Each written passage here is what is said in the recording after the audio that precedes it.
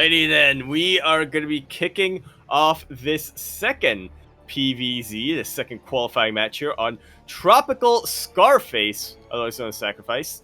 We're in the bottom left-hand corner map, starting all the way in the bottom left-hand corner. We, of course, have our red Protoss player coming out from the land of Korea. He is going to be representing Team Super Korea, otherwise known as Team Superk. He is Chance. And spawning in the top right-hand corner of Tropical Sacrifice ESL, we have the South Korean Zerg player himself representing Team Envy. It is DongRaeGu.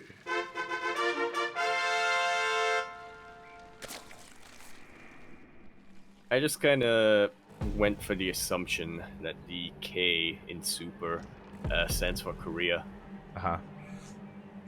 It may not. Shaking my head. But we are here, and we are diving into our fresh series. Again, two players that we are very well versed in. You love to see Chance, similar to Percival, similar to Quanta, you know, a relatively new blood on the block, trying to prove themselves here. But it's been a while since we've casted him, because Sparkling Tuna Cup has been on a bit of a hiatus. So I don't know how Chance has been doing these past couple of months. Yeah, everything's scheduled on Wednesdays, man. Including our events, so it's a little unfortunate, but yeah, we'll keep our eyes peeled, and we'll see how well Chance has really been able to improve since in the past couple of months since we have put Sparkling Tuna Cup on hiatus. Chance, of course, being one of our most regular players in that tournament that we run. It's not he's not the highest seed by any means, but you know, pretty consistently we see him signing up, and more often than not, for whatever reason, we end up casting at least one or two series of him. Yeah, it's. I mean, he's always a treat to see. You know, he's a great guy. Just hasn't had that breakout performance yet, and I've got my fingers crossed for him. You know, he's got a special place in my heart. But he's up against a Titan. He's up against, you know, a very well-versed Zerg player in his own right, very historic player. Oh, and a player who has really adapted well here to the more gateway-heavy meta, as Chance is going for a Stargate opener. Yeah, and we'll keep our eyes peeled to see how what Chance's take on the new meta is. Again, it feels like we put Sparkling Tuna on hiatus just as, you know, the new patch came live, so yeah, we didn't really get to see how Chance has been able to adapt yet. Yeah, exactly. So I'm really curious. I remember last time we casted him, I think it was Chance versus Solar, and he was going for his own Archon drop style. I think every single game we casted off him, he did the same thing. That's ringing a bell. Yeah, but I do hope that, again, we see something a little bit different from him. We see him adapt to what has been going on. So far, already nothing too crazy. The Adept is trying to be as annoying as possible since DongRaeGu was forced to take the unnatural natural. Again, a little bit annoying here. Oh, almost gets a drone. Almost, but not quite. Void Ray actually coming out from Chance first instead of an Oracle. And this is what I mean. Already something a little bit different. Like Chance, he does what he enjoys. Doesn't have to follow everyone else. You know, he does his own thing from time to time. And yeah, the Void Ray first is a little bit peculiar. This could mean that he wants to go into something like Glaives.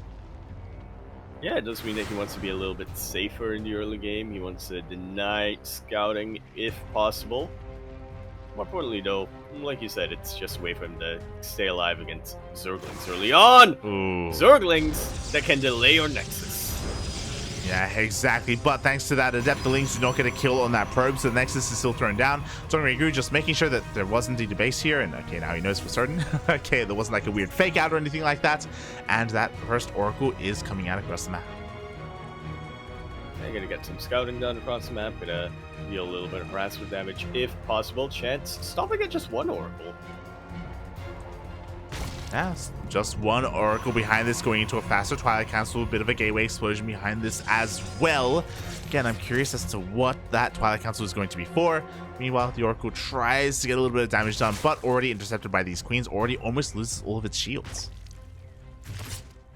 It hasn't quite taken hull damage yet, but it's pretty dang close to it. There it is. Glaive's gonna be the answer here, coming down from Chance. A very committed Glaive opening at that with 6 gateways. Oh yeah, that's a lot of gates. It's a lot of gates, and that's a lot of glaives. So again, to kind of wind this back a little bit, because there is no robo, there is no warp prism, which means everything has to be warped in at home. Usually it's like 2 warp in cycles, and then the adepts are going to just zoom and shade across the map. It's on DRG to figure out what's going on, to scout the adepts as they come out so he can prepare. Yeah, and so far, I mean, Chance has done a really good job of preventing that scouting information from coming down. Thanks to the use of that Void Ray earlier on, but we'll see how much things change from here as Glaives about to finish up. Chance, that adept count is getting higher and higher. Exactly, it is getting higher. The Oracles, they dive in 5 drone kills. Not bad at all. Nice damage already by Chance. At the same time, Lings do get for a run by at the 3rd base, but they are defended against. What's important is that the adepts have revealed themselves. A lot of adepts are coming across the map, and DongRaeGu is doing nothing but making Lings right now, which will help. But mate, more than anything, he needs roaches. Yeah, you get one to save his gas, but Spire? He is going for a Spire. Oh, fully walls up here at his natural base, so the adepts do not gain entry into the main or the natural. Just like that, the options here for Chance to deal damage are that much lower. There's only 1 base available to him. And even then, it's in a very awkward position for the adepts to really attack into. You know, Zerglings can dip in and get a full surround on top of all these adepts. The Queens are shelling away at them. Yeah, and so far, DRG, he's gotten away with making a handful of roaches, saving a lot of his gas, and waiting for those mutas. 2 base. Well, I guess in this case it'd be more of a 3 base, but yeah, he's banking a lot of gas in anticipation for this. Yeah, exactly. So very nice defense here by DRG. Chance really needs to do more damage here with these adepts. Like, he wasn't all in by any means, but he needs to, again, have that at least pay for itself. He's trying to work in towards Charger Archon. Archon's already being morphed in. Zealots are on the way as well. Archons are okay, but he's not gonna have Blink Stalkers. Like, his anti-air is gonna be very limited. Yeah, he really will. Archons are pretty good against mutas overall, but they have such a limited range. You can't really chase them down if the Zerg player decides to go after mineral lines, for example. It's not an overall good composition here for Chance. He does have that Stargate, so at a certain point he can switch into Phoenixes, but yeah, he needs to recognize the necessity for that much earlier on. Definitely, and I'm still waiting for that mass muta switch. I was quickly looking at the vision as they have a couple of adepts shading in towards that 4th base, and they're going to deal some damage. Nice target fire on those workers, so damage is being done. But Chance hasn't seen the Spire yet. Like, despite the Oracles, if we look at the vision, he hasn't gotten that far into the main. Yeah, decent number of drone damage coming down, but 16 fearless are underway, and like you said, Light, this is gone completely unscouted. Chance unable to even dip in even to the natural base. Exactly. Now I worry for him a little bit, Yaku, because I'm afraid to look, but his anti-air right now is 1 Void Ray, 1 Sentry, and 3 Archons. That's not a lot to work with, especially because none of that is at home. Yeah, if only he had 1 Archon and 3 Sentries. Everything's going down. Probes are dying left and right. Basically, the entire mineral line of the main base got wiped out here in the natural base as well. Chance, he's given up. He's going all in. This is his only shot. Exactly. He's sending everything across the map. Here we go. 2 Archons into the main base. Meanwhile, the rest of the army hitting the 4th. Roaches are here to meet him, as well as these Queens. It looks like this main force towards the 4th base isn't going to be able to find too much damage. There is an army here in the main, and he gets the spawning pool. That's actually a bigger deal than... That's actually a really big deal coming on here. It's so difficult to reinforce with roaches or even mutalists because they take that much longer to build. Whereas reinforcing with Lings, cheap and easy. Yeah, exactly. But is it going to be enough? Because we still have a Roach Warren, we can still make nothing but roaches. I mean, the concave on top of the ramp was nice, but we can see that Zealots are slowly being cleaned up here, and across the map, the mutas have still not been dealt with. I'm surprised that they've lived this long. Yeah. And they're killing even more probes. Again, this just wasn't scouted. You know, he wasn't ready for it. GG gets called, and DRG takes game 1. Nicely done. Has been quite a bit on the up and up lately, hasn't he, DRG? Yeah, he definitely has. He's really been securing himself amongst the best Zerg players in South Korea. And yeah, that was a relatively straightforward game. It's relatively straightforward game in the sense that DRG, you know, he was able to deflect any kind of aggression and sneakily tech on up. Yeah, I do apologize for that exclamation, but I accidentally clicked on the watch solo button there. It's so I assumed as much. Yeah. But yeah. No, I think No. Yeah, no, that doesn't make sense. So I was gonna say maybe I clicked play again. But I'm like, no way, that doesn't make any sense. It's all good. It's all good. Regardless, DRG played very well there in the first game. We'll see how things differ here in game number 2. As we're going into a very different map. I was gonna say much less standard, but it's still kind of standard, but not. It's standard. It's kind of like a. I don't know how it. What's the thing where you know it's one of those things where somebody seems normal, but then you talk to them and you're like, oh, this guy's actually very weird. Are you talking about like an uncanny valley effect? Is that what you're? Maybe, but uncanny valley is more like it doesn't. It's more like you know it's not real, but it looks real, right? Or am I mixing up? What? Bora Moon Dance. We're here in the bottom right-hand corner map, spawning all the way in the bottom right-hand corner. We have a red Protoss player coming out from the land of Korea. He is, of course, going to be representing Team Super. He is Chance. And spawning in the top right-hand corner of Moondance ESL, we have the South Korean Zerg player himself representing Team NV. It is DongRaeGu.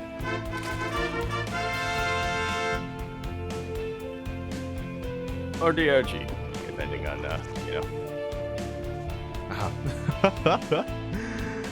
Oh boy, exactly. And already with a really great display in game number 1, you know, he was just solid defense, right? He was just hiding his own tech, which doesn't happen too often in this matchup. Usually it's the other way around. That's probably why Chance just didn't really feel too pressured to try and get a full scout of the main base, because like, what are the odds that there's something hidden there, you know?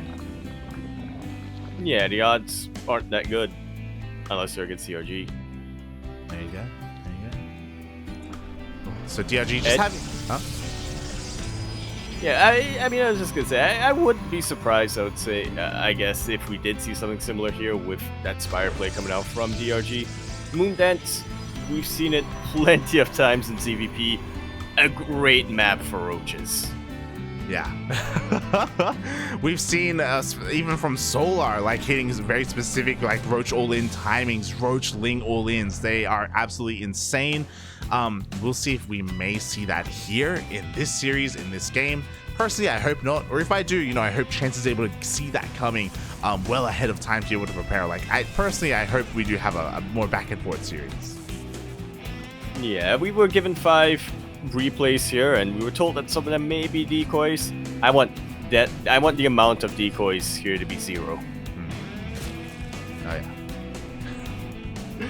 Oh boy. Ace match, mate. All 5 games. Let's go. Yeah, let's go. Yeah.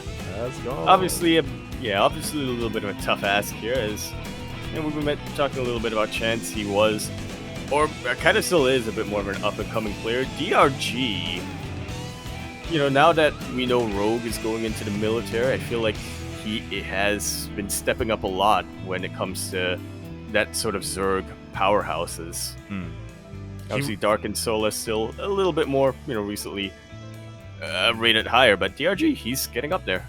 I 100% agree. I think that when we look at the other South Korean Zerg players, I think that pretty quickly after coming back from the military, DRG has distinguished himself away from Armani and Ragnarok, and has gotten closer to, you know, your Solar, your Dark, and your Rogue.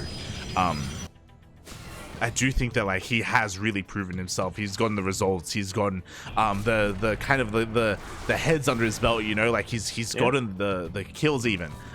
So it's really cool to see him kind of like flourish in that way. Yeah. I think maybe some people do underrate him a little bit, but he's actually like really good. Oh yeah, I mean, I'm guilty of that every now and then when I look at a bracket. I think, okay, DRG, you know, maybe he'll make it to the quarterfinals or something, a round of 8, but then he's all the way in the finals. Yeah. I'm like, oh, yeah, actually, DRG, you know, I think there was a little bit of a period where when he did just come back from the military, it was like, okay, maybe if he gets nothing but ZvT, he'll be able to make a deep run. But now he's looking so solid in all 3 matchups. Really is. So that means we need to see something special here from Chance if we want to go all the way here to that Ace match, or all the way to TSL even. Already something a little bit different. I don't know if you noticed, but we did have a robo follow-up even before the Twilight Council this time from Chance. At first I thought maybe he's gonna go robo straight into Robotics Bay, something crazy like that, but no, thankfully there's still a Twilight Council. Yeah, as much as I would love to see some Colossus drops being thrown down, and maybe you could argue that you do kind of have to catch DRG a little bit off guard with something like that. I do appreciate that Chance is still confident enough in his more standard play. I say that as he throws on the Templar Archives immediately afterwards. Do you remember what we said last time? I was talking about how the last time we saw Chance against Solar, every single game he was going for Archon drops, and looks like that may be the case here. Likewise, yeah, he's going straight into Charge as well, so Charge Archon coming out from Chance. And again, I really think that it's a very potent composition and a very potent build if you're able to, I guess, just execute it as cleanly as possible. It's a composition that if you're gonna be opening up with it, you have to make sure that you make 0 mistakes.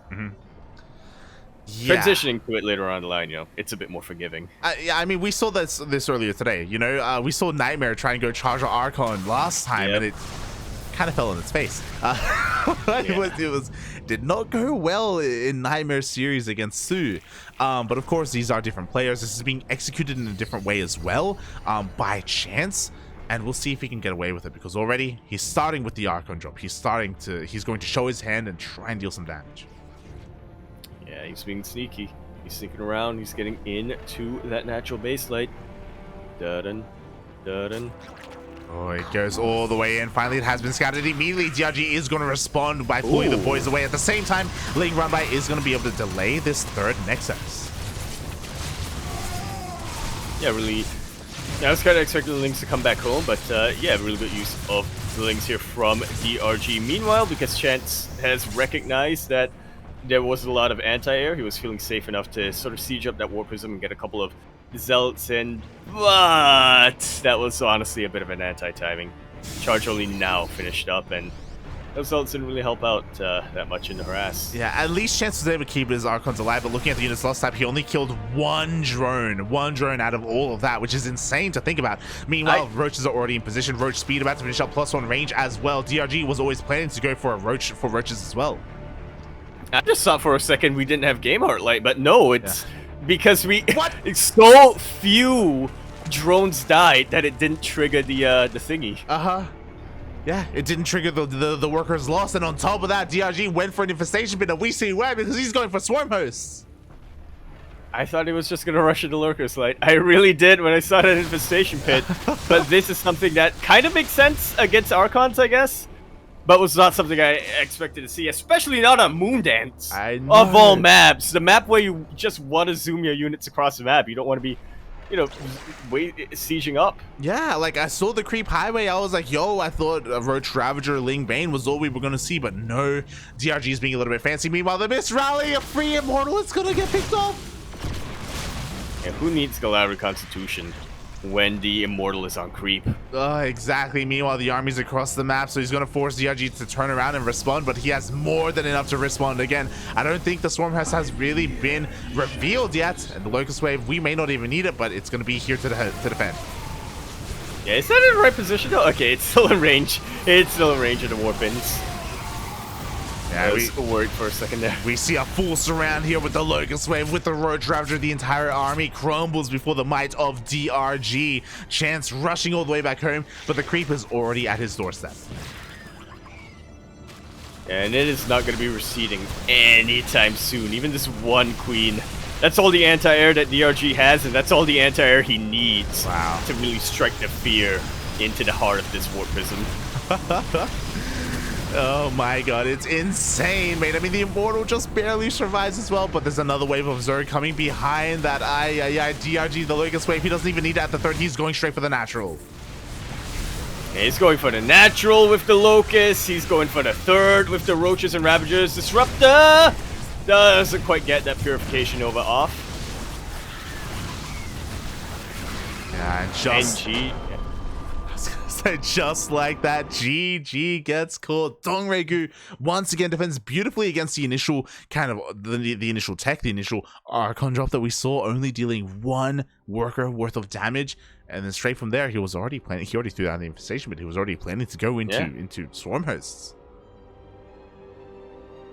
Yeah, it's again such a quirky style, especially on Moondance, but one that I'm kind of glad to have seen at least once. Yeah, it's pretty insane. It's actually insane. Oh my god. So just like that, as I quickly do remember to update, DRG 1 game away from qualifying for TS09. Oh yeah, which hopefully it isn't again. I mean, I'm looking at 5 replays that was sent to me light. I was looking at 5 replays that were posted, but with the way DRG's been playing lately, yeah, I don't know if the other 2 are legitimate or not. We will find out, mate. Fingers crossed that they are, because we are diving into game number 3. Game number 3, of course, going to be on Data C. And here we are then, spawning in the bottom left-hand corner of the map, all the way in the bottom left-hand corner of Data. Under the sea, we have the red Protoss player coming up from the land of Korea. He, of course, is going to be representing his Team Super. He is Chance. This is his final chance. And spawning in the top right-hand corner of Data C ESL, we have the South Korean Zerg player himself representing Team NV. It is DongRaeGu.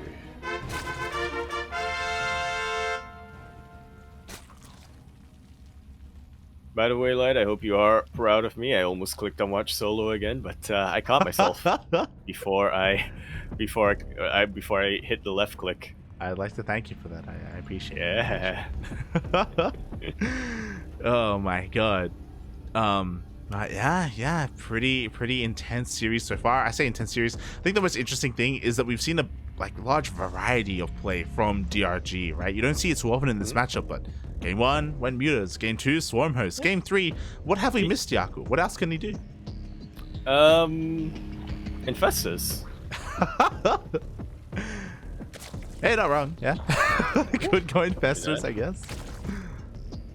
Just Corruptors, Rush, and Caustic Spray down every building. DRG, he's having fun today. He is. It is kind of impressive, I guess I would say as well, just because of how the seeding worked out and how many players checked in today. He was the only player to have a bye in the first round, and yeah, he's kind of zooming past it. Oh boy. He came in, he waited a long time, and yeah, he just wants to get it over with. He really does, and we'll see if he can. Again, I'm looking forward to see what else he can whip out here in this matchup. But also, same can be said for Chance, because likewise, similar to Nightmare, he's done something different every game. You know, we've seen Glaive Adepts, we've seen Charge Lots, or Charge Lot Archon. No Blink Stalker Oracle though, unfortunately. You know, that's what I want to see. Yeah, that's probably the most successful build out of any Protoss player really in PvZ. I get that you don't want to be playing the same way every single time, and if you're a player like Chance who does have your own sort of style and you do have your own spin on things, then you want to be able to switch things up, especially, you know, in PvZ where that keeping your opponent on their toes is especially important. But at the same time, the variants of that style or the different builds just haven't really been successful tonight. Not just from Chance, but from all PvZs. Yeah, it just hasn't really worked out. So, boy, I mean, I do wish the best to Chance here in this game, and I'm already looking forward to things because he goes for a Stargate opener and he is going for an Oracle first. Mm-hmm. Not going to be overly defensive here. He does want to zoom across the map as quickly as possible. Playing this out a little bit safe as well, throwing down a shield battery just in case the Lings want to be a little bit aggressive and want to try and hit that natural. And I have to wonder, like, what has DRG done to Chance that Chance gets a Void Ray in every single game so far? He is really spooked about something. Exactly. On top of that, the first Oracle has to turn around to deal with these Lings so that Chance can expand and to actually take his third base on location. So yeah, DRG, he is safe and sound to be greedy at home. He's getting one spore. He only needs one spore. Like, he can drone up to his heart's content. And I'm also curious as to why this Void Ray comes out. Like, it is safe, as you were saying. You know, you can kill Overlords, you can keep your opponent in the dark, but it does kind of delay your own aggression. Yeah, I guess maybe Chance is thinking, okay, in a matchup like this, I should be more willing to allow my Zerg opponent, and especially a player like DRG, to take on the role of the aggressor. I guess he to defend, and then eventually I'll be fine, but usually it's the other way around, isn't it? Yeah. I'm also a little bit perplexed by this because we do see 3 triple Oracles in the end here coming out from Chance, but he's also going for a very fast Robo behind this. No Twilight Council and a Gateway Explosion. Oh my god. Yeah, with a Robo facility to back that up, are you feeling what I'm feeling like? Well, that Oracle definitely wasn't feeling it, as it does go down. Well, the thing is, I don't know what I'm feeling, but I guess I'm feeling a Soul Train. Yeah, I was going to say Pseudo Soul Train as well. Like, we have no upgrades to work with. We're going to be, I imagine we're going to be working with mainly sentries. That we go 2 sentries already being morphed in to kind of make use of all of this. That we go 4 sentries have been revealed. This is a pretty crucial scout from DRG because you would almost never see this many sentries otherwise if it wasn't going to be a strong ground-based push. But a strong ground-based push is what it's gonna be. Could be seeing a couple of Stalkers, just vanilla Stalkers to act as a bit of a buffer, but the real heart and soul of this army is gonna be the sentries. Oh yeah. Not even the Immortals. The Immortals are just for flourish. It's all about the force fields, and this army for the most part has already been scattered. Roaches are already on the way. We're going to need Ravagers here specifically to help deal with those sentries with all of their spells. And Chance is very committed here. For those wondering, there's no Forge behind this. There's no Twilight Council either. There's no Blink. There's no Charge. There's no Glaives. There's nothing like that. Just one strong push to end it all. Yeah, one way or another. Whether it's successful or not, it's gonna end. Yeah, exactly. Chance, he has already cut workers well ahead of time. 5 probes at the third is all he is working with. And we'll see how strong this push is going to be. DRG, he joined up to 61 workers, and that's it. That's a pretty respectable amount for the time being. And Ravagers are waiting up the ramp. I'm liking this area or location of attack a lot better than what we saw in Nightmare vs. Sue. That's a lot of force fields and a lot of trapped queens as well. A lot of really good stasis wards, but they are about halfway done. And I mean, the sentries are out of energy, and now they're dead. Oh my god, exactly. GG gets called, and DongRaeGu, just like that, he was ready for this. He even had a Spore in position to help deal with the War Prison, to help deal with the Void Rays and the Oracles as well. And despite having so many of his units caught in that stasis trap, didn't even matter. GG.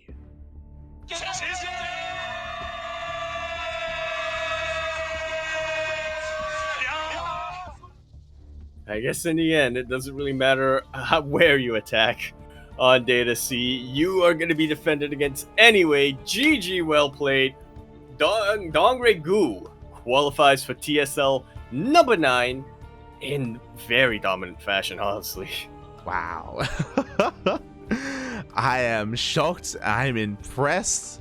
Yeah. I'm just realizing this, looking at the replays. Each game was shorter than the last. Jesus. It just goes to show that DRG was just getting stronger and stronger as time went on. That was an insane display of force there by DongRaeGu. Chance didn't have much of a chance there in the end. There is obviously a skill disparity between them. I was hoping that we would see a little bit more of a back and forth. I was hoping he could maybe get a point on the board. I appreciate that he was trying different things, but again, none of it was good enough to take down the Dong. Yeah, the one true Dong at the end of the day. Exactly, and after that, you know, we have our series finished up. We have DRG qualifying for TSL, and Ryung versus Keen is still going on. Well, what do you know? They're not even in the ace match. They're not. This still could be the final game if Ryung takes it. Ryung is up 2-1, so that could be it, or they could go to the ace match from here, depending on how things go. But yeah, wow, a very quick series. I'm still okay with avoiding the TBT though. Yeah, I mean, yeah. Had a lot of Terran today. We did. Regardless, GG, well played to all of our qualified players. And I recognize that we only have one series that had a Terran player in it, but honestly, Quanta is the equivalent of 5 Terran players, if you ask me. Something a little bit special about Quanta that we all know and love. Oh god. So yeah, there's only one series remaining, as you can head on over to either Zombie Grub or Rotterdam's channel if you want to tune into that. Not Rotterdam, as he has just finished up and has rated Wardy by the looks of things. But Zombie Grub is still covering that TBT. Oh, okay, there we go. Got a little bit off guard there. I believe That's what I. Yeah. I checked the streams. I was like, all right, how are the games going? I was like, oh. Yeah, I believe Steadfast also isn't covering that series. I think he, like us, was also doing the replay cast. I believe. Let's take a quick little look, and by let's I mean me.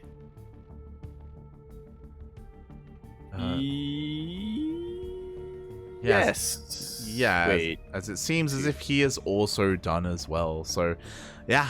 If you want to tune into Ryung versus Keen, Zombie Grub has got you covered there. Meanwhile, thank you so much, everyone, for tuning in here to our really, really short casts of the Korean qualifiers. I mean, again, they are usually quite short. Welcome to Korea. Welcome to Korea. Oh god. But at least we did hit that 2-hour mark. You know, around the length of how these qualifiers are. Yeah. We almost had to cut it short. We almost did. Shout out to Ollie for producing the replays that we were able to cast as well. Thank you so much, Ollie, for all of that. And quickly checking, I believe our next broadcast is going to be tomorrow, the return of the team. Yeah, dude. And we're not just talking about Ryung, although it would be nice if he signed up. It would be nice. That's all. Yeah, that's all I'm saying, Ryung. You know, if you're listening, you're probably not. But Yeah. Sparkling Tuna Cup is our weekly tournament that we run every single week whenever we can. Unfortunately, it's been on a hiatus because TSL or Home Story Cup or DreamHack has been, taking priority. So yeah, we have been on a long hiatus, but it's cool to finally bring everything back. Tomorrow happens to be a day that there isn't a TSL qualifier, so we can run our weekly tournaments. I'm gonna put you on the spot. Yaku, are you gonna be able to cast that tomorrow? I would have to let you know tomorrow. I mean, I'm hoping I will be, but that depends on how much I get done tomorrow. Oh, good. When it comes to my school assignments. Yeah. If Yaku is unavailable, then I would bring either Chase or Asher. I mean, Chase has been busy with work recently, so maybe not Chase, but I will have someone on to help cast. And yeah, it's going to be a lot of fun. For those who don't know, Sparkling Tuna Cup is a weekly tournament that brings together all the regions from Korea, Oceania, Europe, North America. We have a pretty diverse global range of players. And it's really cool to see them all duke it out together. Yeah. You would think that because of the timing, we wouldn't get that much NA representation, but thankfully there are enough DGens in North America to sign up. Oh yeah, more than enough. It's great. Yeah, I love them. Shaking my head. Oh god. So thank you everyone for watching. We'll be back tomorrow in less than 24 hours, in actually around 20 21 hours or so. So make sure you mark that on your calendar. Meanwhile, Yaku, you've been very busy with university, Yes. with studies, I should say. Yes. When are we seeing another Yaku stream? Actually, next month probably. Oh, Yeah, definitely next month. I don't know if it's. I don't know if it's gonna be before the 19th or on the 19th. But yeah, I do wanna. I will have a little bit of free time around then, and yeah, I do want to do another art stream to commemorate the another year of being alive. what a better reason to have an art stream, Yaku. That sounds beautiful. That sounds beautiful. God, so if you want to tune into Yaku's monthly stream, then check him out over at Yakuzaku 1 on Twitch and Empore Yakuzaku, where sometimes he tweets and sometimes he tweets when he goes live. Yes. And most of the time I forget. Which is why !Discord in the chat. They will take you to the CranKy Ducklings Discord server, and the bot will help remind people to remind them that I'm live. There you go. There you go. Get that reminder. We got you. We got you on Discord. If you only are interested in our castings, then of course we are here on Twitter, Facebook, Instagram. We're on Discord. All of our VODs are on YouTube as well, so you can follow us anywhere you wish, and you'll be notified when we go live. Again, tomorrow is our next broadcast.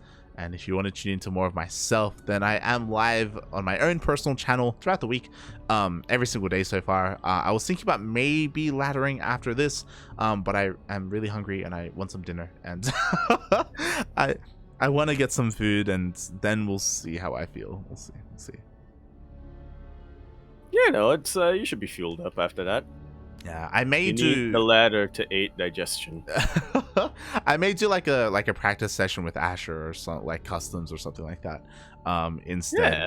We'll see. On the new maps. Yeah, we've been playing a lot on the new maps. It's a lot of fun. I feel so good because I'm finally peaking again. I peaked like in 2019 or something at 4.5k, and now I'm at 4.4 again. And I'm so close to getting to like my all-time high, and I want to exceed that. I want to keep on going, and yeah, you want to get to the point where you have an excuse to not play an MSO. There you go. I want to hit 4.9k. But yeah, it looks like, you know, that there's nothing stopping us yet at achieving our goal, but I think, you know, around 4.7 we may start to slow down a little bit. Regardless, we're having a lot of fun on my personal stream if you're interested. Yeah. The one thing slowing you down is hotkeys, probably. I thought you were gonna say the one thing slowing me down is pulling out. No, that's you're usually pretty quick with that. That's unfortunately not true. When you remember. ! Pull out in the chat. Oh god. But yes, thank you so much everyone for tuning in. Our next broadcast is tomorrow, and thank you so much for watching. Yaku, do you have anything else you want to add before we head off?